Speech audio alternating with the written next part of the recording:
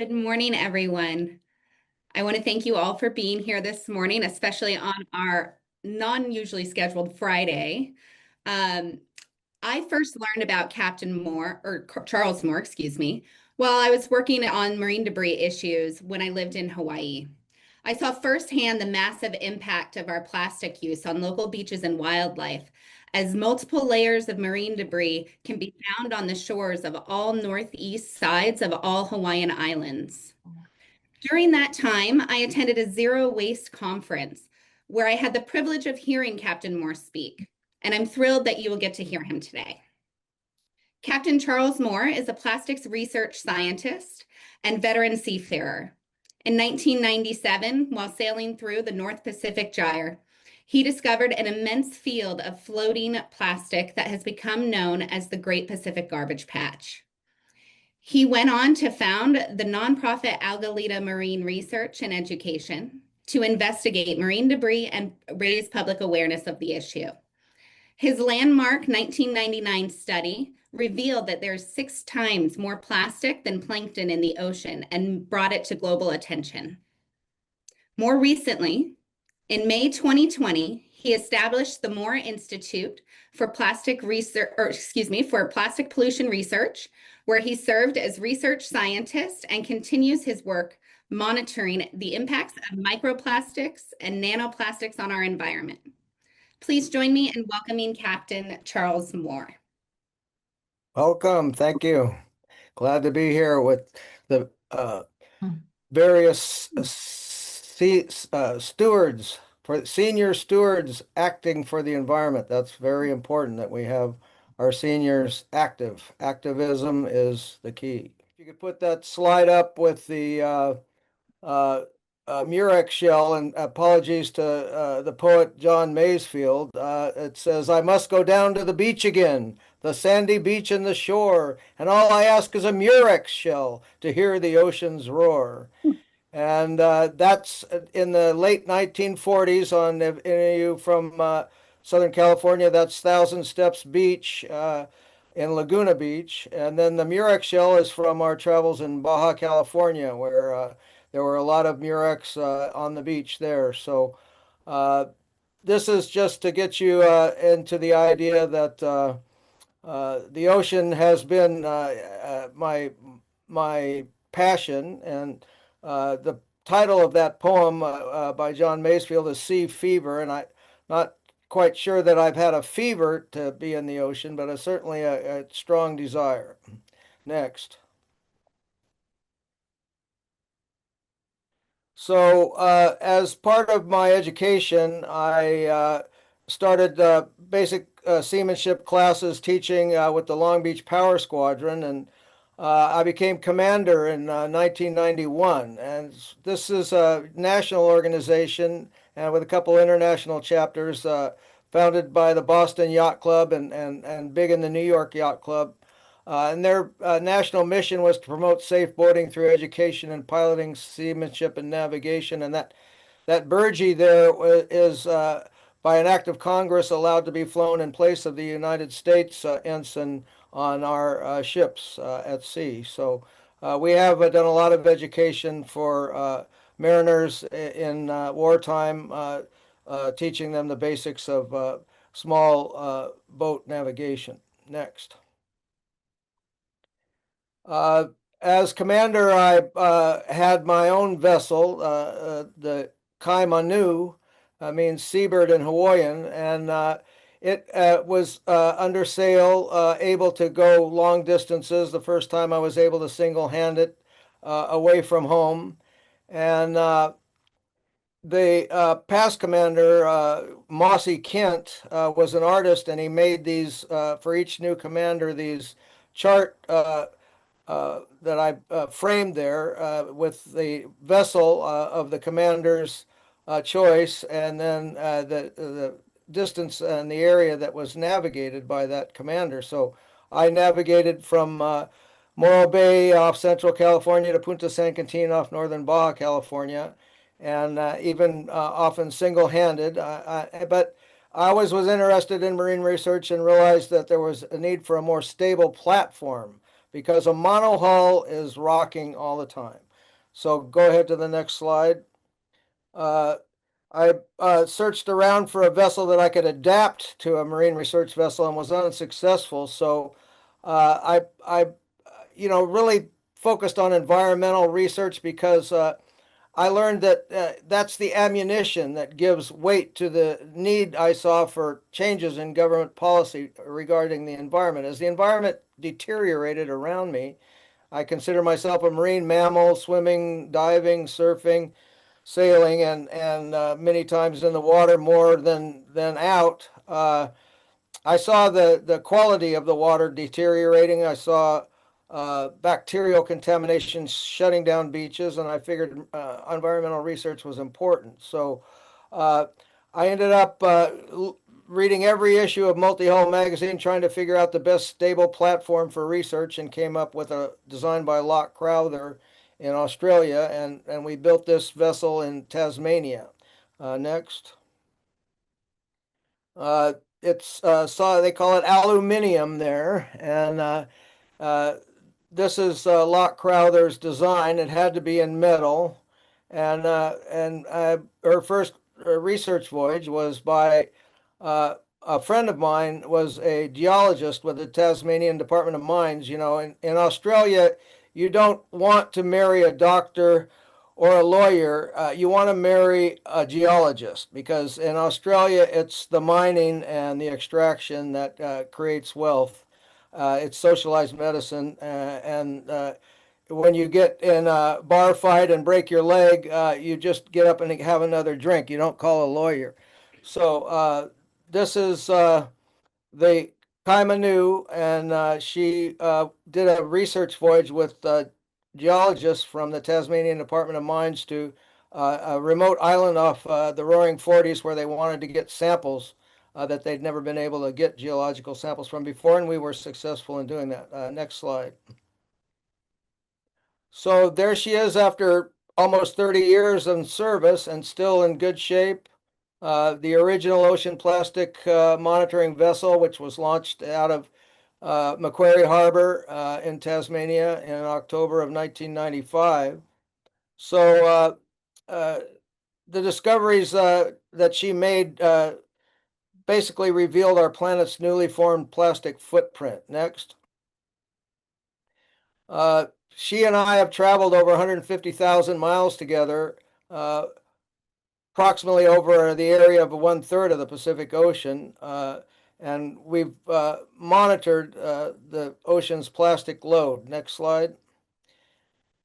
So monitoring floating debris is a complex problem because of all the ocean currents moving everything around. Nothing is static, uh, but the ocean does act like a accumulator because of the fact that the coastlines uh, reflect off of the current and push it in a kind of like a bathtub in a circular motion. The atmosphere creates circular currents of wind, which result in circular currents of water, and that tends to accumulate in the center of these high pressure systems called uh, the subtropical highs, and the North Pacific subtropical high is the largest one. So these are areas that I've navigated all the way out past the international date line towards Japan, around the Hawaiian waters, uh, off of the Central America and South America, down all the way to Valparaiso, Chile, where we did research on the South Pacific Gyre. As you can see, the South Pacific also has a large circular current which accumulates debris, as does the North Pacific. Next slide. Now, this is the 2014 voyage to the garbage patch, where a lot of people say, well, you discovered the island of plastic. Well, actually, there was only one island of plastic that I ever found. It's all mostly dispersed throughout the water column and in the surface layer. It doesn't really come as an island, but I actually, because of the tsunami in March 11th, 2011, 3 years later, it had this uh, destroyed oyster farming operation with 70 of these huge black buoys came and we saw it on the horizon and went and looked at it and found out I could actually walk around on it. Next slide. Oh, and by the way, that cluster of sails that showed the uh, daily uh, voyage mileage, and where they're all clustered together, that's sort of the garbage patch area that we monitor on a regular basis. 11 stations that we've done 5 or 6 times over a 20-year period, and that's where we publish our papers from. But this particular island was very fascinating because of the fact that it had an area that could actually map and walk on. Go ahead to the next slide.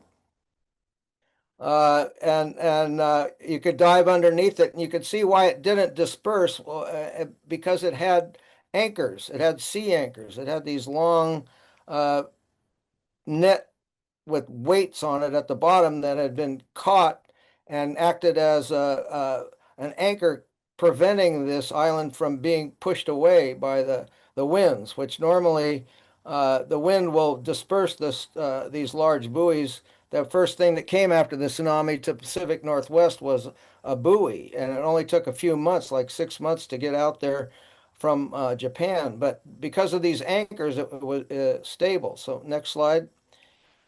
So we're going to talk a little bit about that island. Those buoys were made by a company called High Zex, and so that's why it's High Zex Buoy Island. Here I am standing on High Zex Buoy Island. These High Zex buoys, these large black buoys, were released by the Japanese tsunami on March 11th, 2011, and came as part of an array that was used in oyster aquaculture. Each buoy has a rope on it with scallop shells woven into the rope for oyster spat to recruit to and grow on. This oyster farming operation was wrecked, including the anchoring structure, and drifted out here into the Central Pacific, forming an island. That's a map. I felt like Captain Cook discovering a new island, so I had to give a map to it and name the coves. And we're calling Sunken Buoy Reef out to the west. I can see an albatross flying out there. It extends about 30 feet as a reef, kind of, with a tail on the west side of the island. We're drifting gradually to the eastward at the moment. We have another rope beach here at the end of the island, and it gathers all the kinds of things that we find in our trawls and in our surveys, such as these traps for eels. These are one of the most common debris items that we find out here. A lot of bait traps in the fishing industry, but we also find consumer goods as well. And there's cups like this. There's lids of trash cans like this. Here is the south point of the island. This makes a kind of a little jetty going out here, and it is matted rope that is catching a lot of plastic fragments. If you can see right down here, there's a tremendous number of these small plastic fragments that litter the beaches in Hawaii. These fragments have been caught by this island and serves as a beach out here in the middle of the garbage patch, collecting the garbage.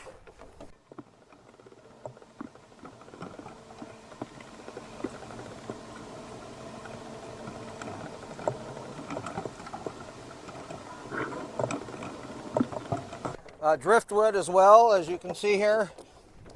Driftwood has made it to the island, and it continues to collect more and more stuff.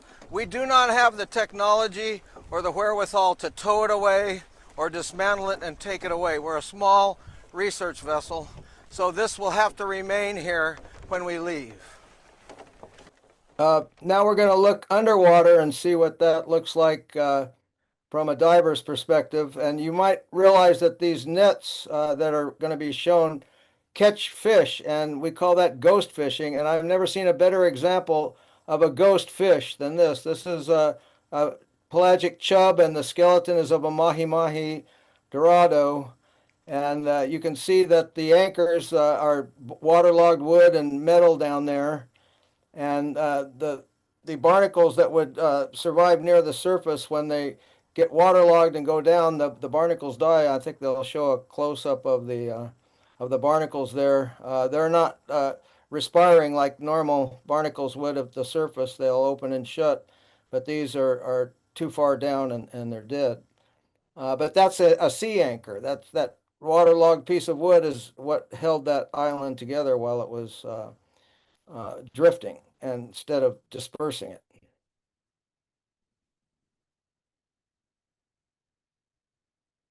Very clear. You can see how clear the water is there in the gyre. It's very depauperate. There's very little life there.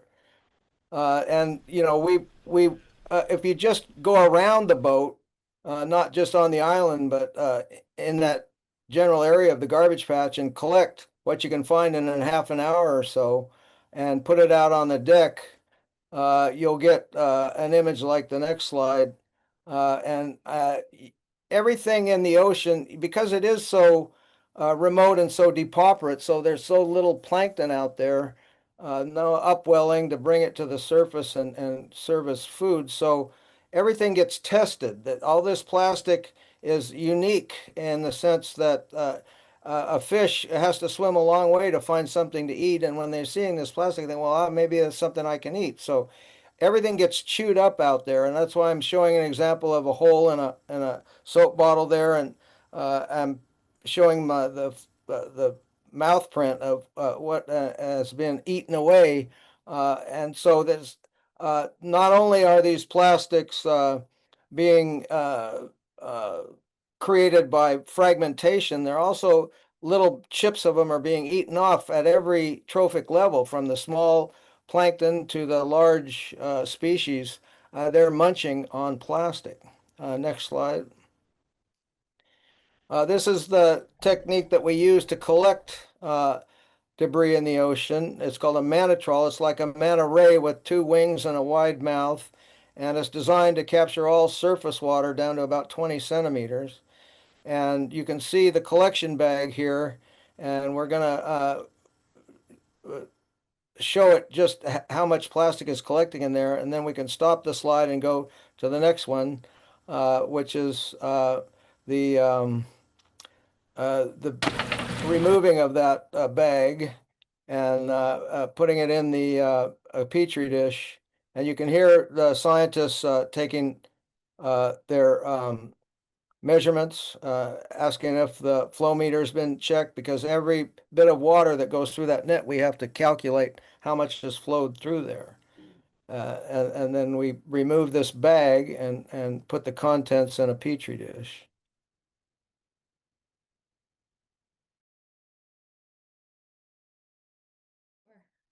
You get the flow meter?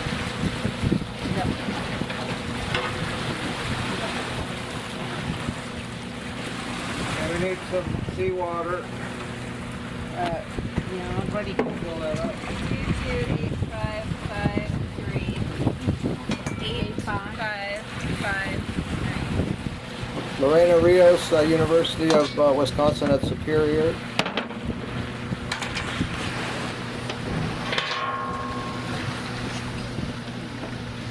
Quite a busy deck.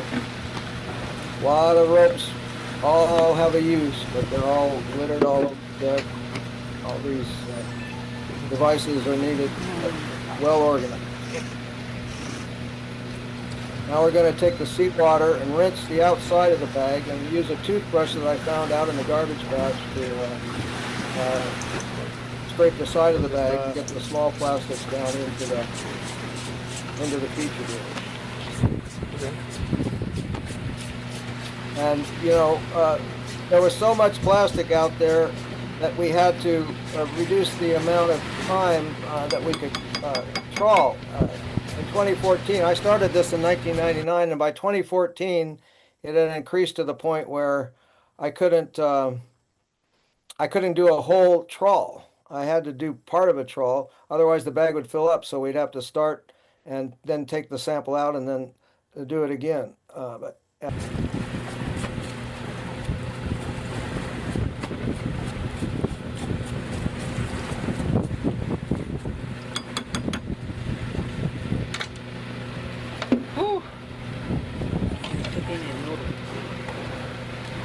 all those That's just fragments. part of the sample. There's the whole sample. Here, let's put it in the sun for you guys.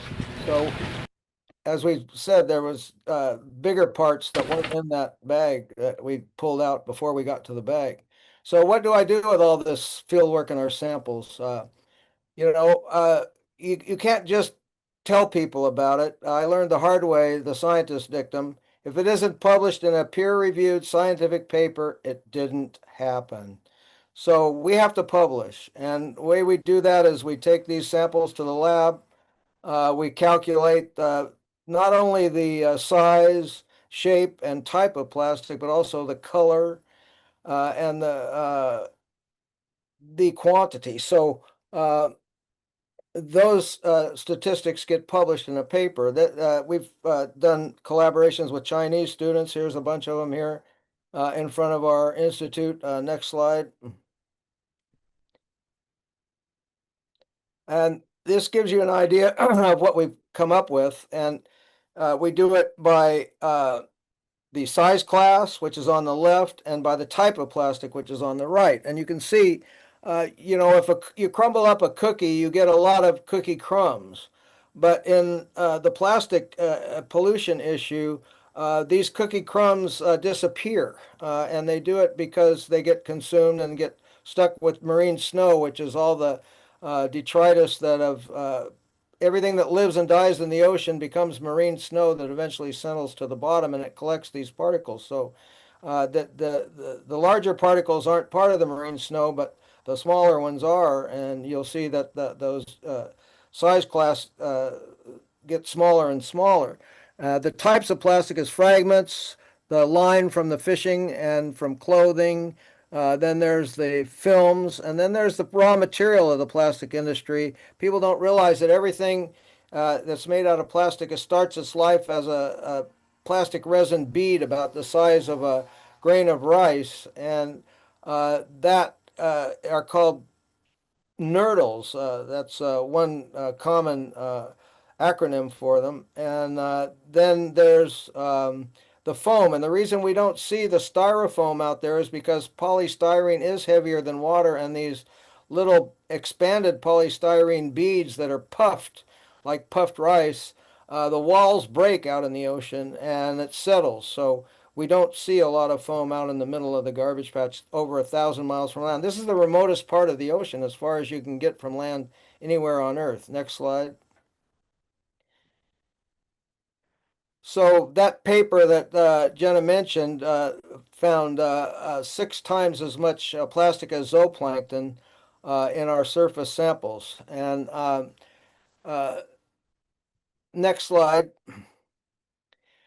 So you might be asking yourself, what is plastic? I mean, you know, it refers to synthetic polymers, but there are natural polymers. It's just natural polymers can biodegrade. Synthetic ones typically don't. So go ahead and let's show the chemists in the room what happens when you make a synthetic polymer. Uh, you see, humans make non-biodegradable polymer materials by engineering single refined petroleum molecules. In other words, that ethyl, you've heard of ethyl as one of the types of gasoline that you have. Well, ethylene is a gas from natural gas, and you take ethylene molecule and catalyze it. You put some special chemicals and treat it with heat, and you get polyethylene. Polyethylene is the most common type of plastic. And that accelerator that made the ethylene into polyethylene is called a catalyst. And these bonds, they're typically start as double bonds, but the backbone has a single bond, much tougher to break apart. So these repeating monomer units, which can be 10,000 in one molecule of plastic, these long chain polymers are the things that are really hard to biodegrade, really hard to have what they call chain scission and break apart and become subject to biodegradation. So they take a long time to go away. Next slide. So that's what I mean when I say plastics are forever. It means that that marine snow that sinks to the bottom, the pressure there, the the cold, you're not going to get any more fragmentation or biodegradation at any scale. They found a bologna sandwich, the bathysphere and Woods Hole that sank and was retrieved later. They were able to eat the bologna sandwich that they had down there. It hadn't biodegraded at all. So no matter how small these plastics get in certain compartments of the environment, they will never go away. Next slide. So I came to realize after doing this research for many years that it wasn't just this fragments that we could see that was a problem. It was these invisible things that were invading the entire biosphere. Papers began to be published about plastic in our honey, our beer, our water, our salt.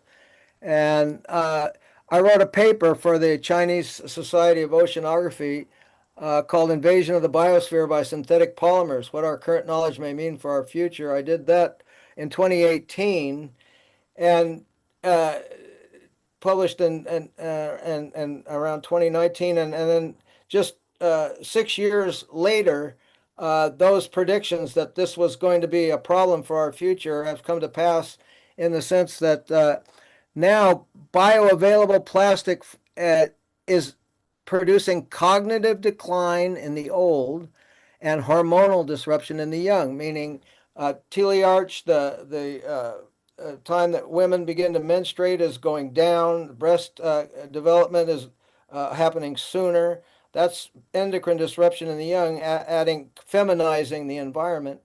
And then in the old, a cadaver study showed that when they looked at dead humans, there was more plastic in the brain than in the liver or the kidneys. And one of the interesting things about that is that when humans broke off from the apes, they all of a sudden, in the fossil record, you can see they started developing all these new kinds of fat. And that's what makes our brains so smart, is all the fat varieties that we have in there and these myelin sheaths that transmit all these impulses.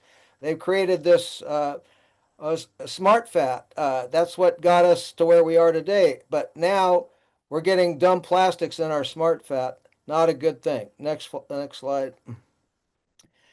So the big picture. Let's look at the big picture, not just the ocean now.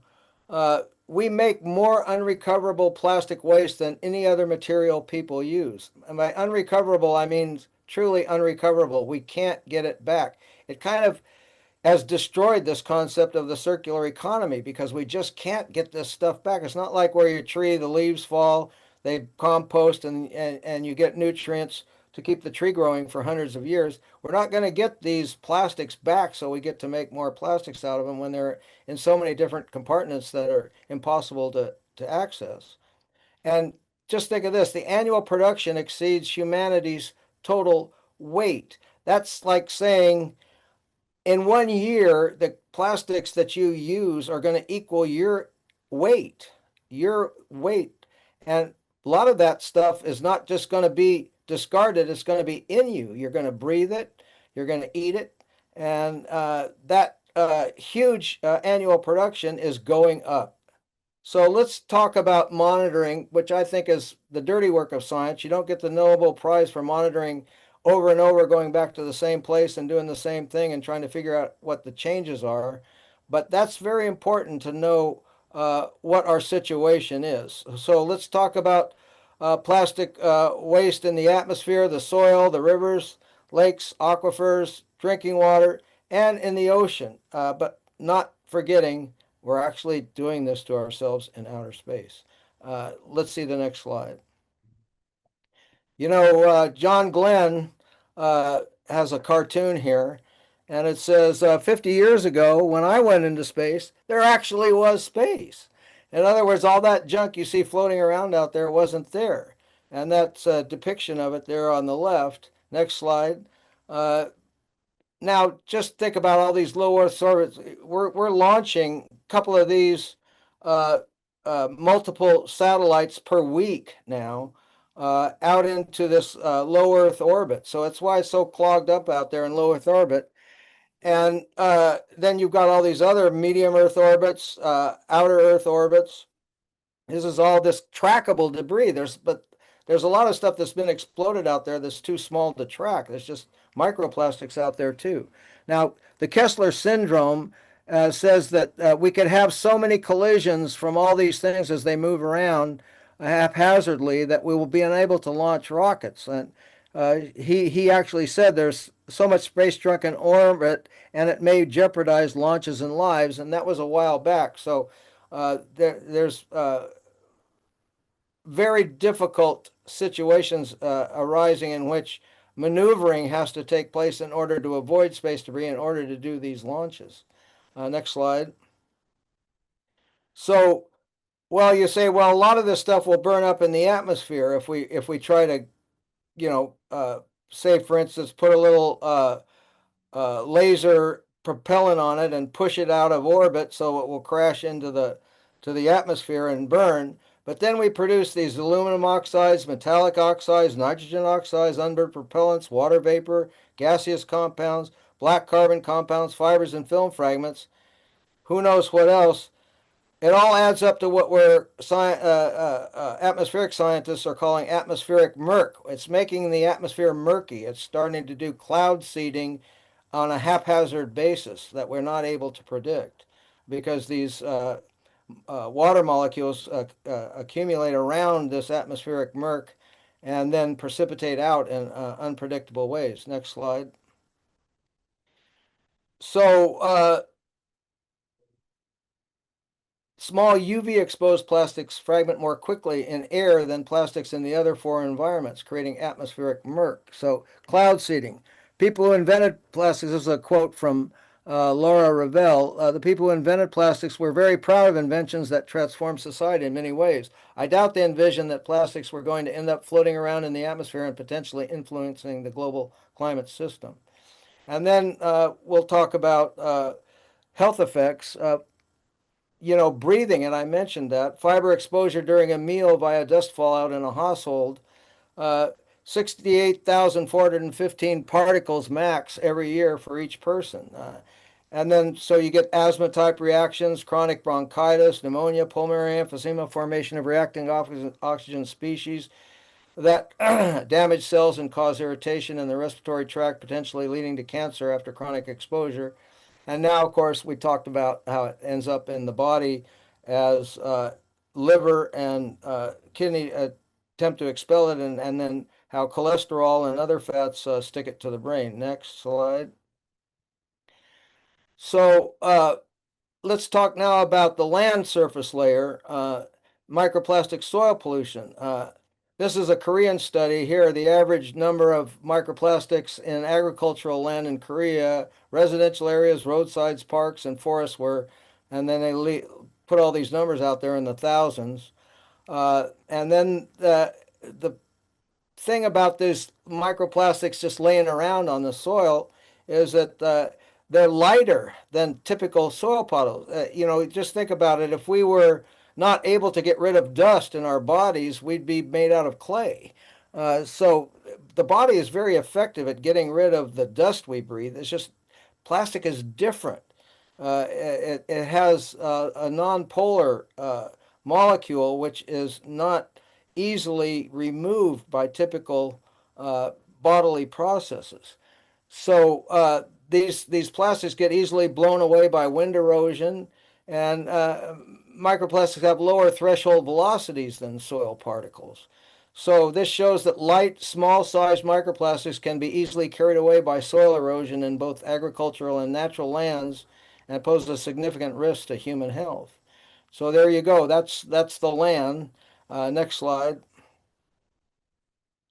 So I've started a group called the Albatross Coalition, which is designed to leash the lid.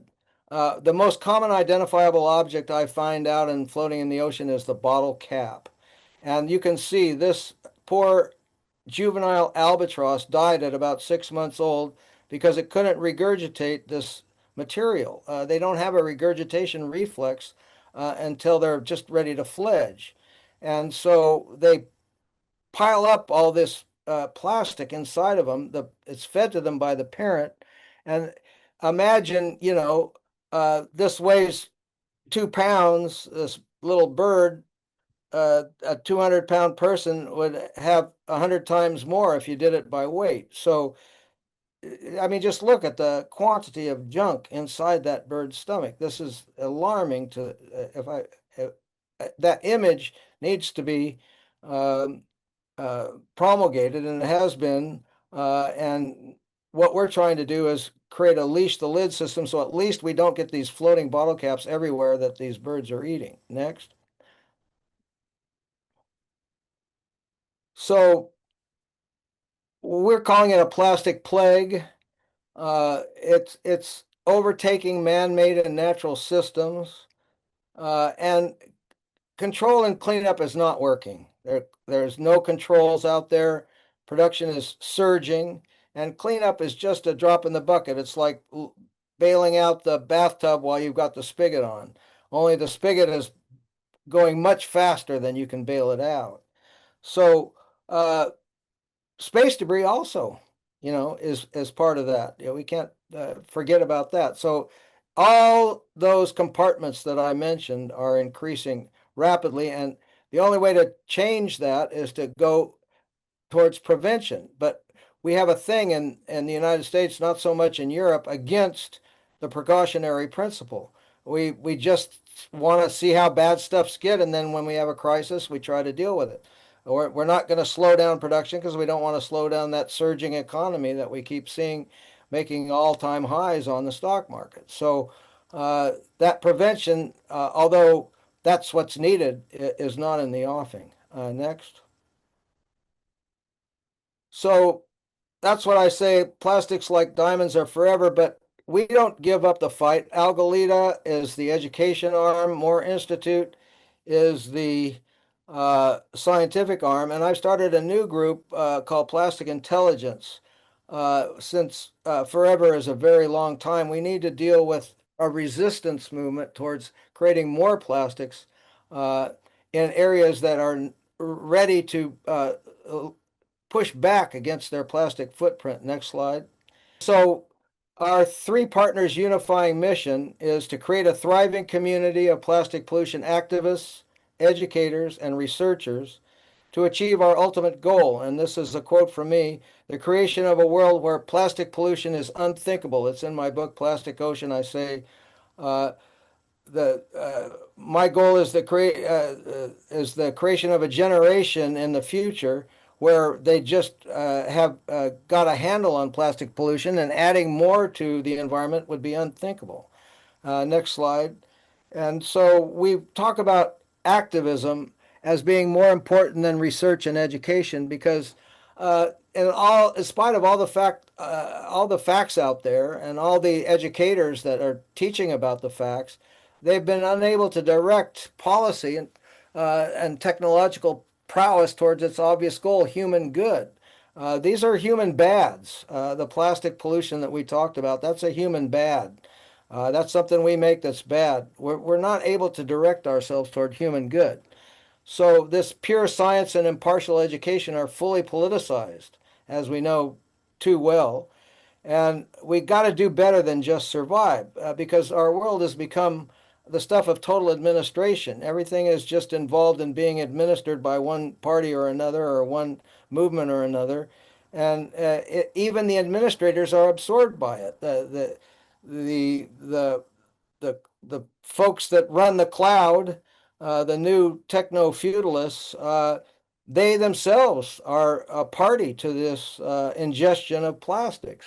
So they're absorbed by the very things they're demanding that we create more of. So as you all know, you want to flourish. We want to strive for a world that is flourishing, not just hanging on by the thread. And even as the political and economic landscape makes it impossible for the majority of humans and non-humans, we really must poke through that invisible screen to the other side where there is a flourishing potential world, and the SSAFE community, I think, can be part of that world that you're punching through to the other side. And that's your activism, and that's what I'm supporting you, and that's why I'm very glad to be here today. Next slide. What is Plastic Intelligence? That's my new organization, and what we're trying to do is take all this data that we collect and start getting it from interested parties, either communities like yours or companies that want to identify as green, and we want to begin to push back and create minimal plastic environmental infiltration to their air, water, and soil or dust. We want to create solutions that benchmark plastic contamination on the community or company's environment and its products in order to certify them based on their adoption and adherence to plastic benign. So we're not going to ever be plastic free, but we can become plastic benign in the sense that if you make something out of plastic, it has to have no deleterious consequences. It needs to be plastic benign. It has to have some take back infrastructure. So our goal is to set new environmental and industry standards to help interested parties become part of the growing movement toward plastic benign sustainability. And we can start small with one product, one area, one plot of ground. We can do anything, but we've got to monitor it because that's the only way. It's like until that's published in a scientific paper, it didn't happen. So we want these benchmarks not to be aspirational. We want them to be real. Next slide. So here's some things I know you're already doing a lot of them, but there's a few that you maybe haven't heard of. You can filter tap water and stop using bottled water. That'll be reduction from 90,000 to 4,000 particles. Don't use those plastic tea bags. There's millions of plastic particles in those plastic tea bags, and they're stupid. That they float. Why do you want a tea bag that floats? Doesn't make any sense. Don't heat food in plastic containers stored in metal and glass. A lot of you are doing that. Start choosing natural fibers, please. This idea that everything has to be so totally soft. Softness is created by making plastics finer and finer fibers, and they just blow. They blow in. They become part of the atmosphere. They get caught in the jet stream and they precipitate out, and who knows where. Now, here's one you maybe didn't know about, that this paper I just talked about the cerebral degeneration and the endocrine disruption. It turns out plastics can get out through the dermal layer through sweating. So maybe sauna or a hot tub, take your choice, but sweat out those nanoplastics. Avoid those single-use things, no sachets, just, take your own ketchup and mustard to the In-N-Out burger or whatever it is. Uh, uh, and of course, as much as you can, don't let people serve you stuff in throwaway containers. If it's a sit-down restaurant, we have a rule in some of the restaurants in California that if it's a sit-down restaurant, you have to have reusable tableware. You can't you can't just give people a styrofoam clamshell and plastic forks and have them sit down and have a meal. Makes no sense. Stay informed about the latest research and help us reduce your plastic footprint. So here's our team. Next slide. You can see them at work. There's Angela, there's Gwen, and we use the highest quality instruments, many of them donated. We work in air, water, and soil. We're one of only 3 accredited labs for the determination of microplastics in drinking water. And we use FTIR, Fourier transform infrared. Raman spectroscopy gets down to 1 micron, very small size class. We use high-res microscopy and fluorescence microscopy. We want your community or your company to be certified plastic intelligent. That's how we would find out if you are. Next slide. So you can visit us at our headquarters and laboratory at Alamitos Bay Landing. It's right near the mouth of the San Gabriel River at the southern edge of the Port of Long Beach, Los Angeles. Our growing term team is ready to serve your educational and monitoring needs. And right next door to this building is our BYO store. It's BYO month here in Long Beach this month. And this Bring Your Own is what BYO stands for. So we have a refill shop, and you can get your consumables there as well. So I want to thank you for your attention. We can go to the next slide and wrap it up for questions. But I was very, very pleased when I had this invitation to speak to you because as a senior myself, I realize the importance of the awareness that you've produced over the generations that you've been alive, and the awareness that has produced in the need, has resulted in the obvious need that you feel to be a steward of the environment. So thank you so much for attending today, and I really appreciate the opportunity to answer any of your questions and to be part of your team and help you solve problems arising in your communities.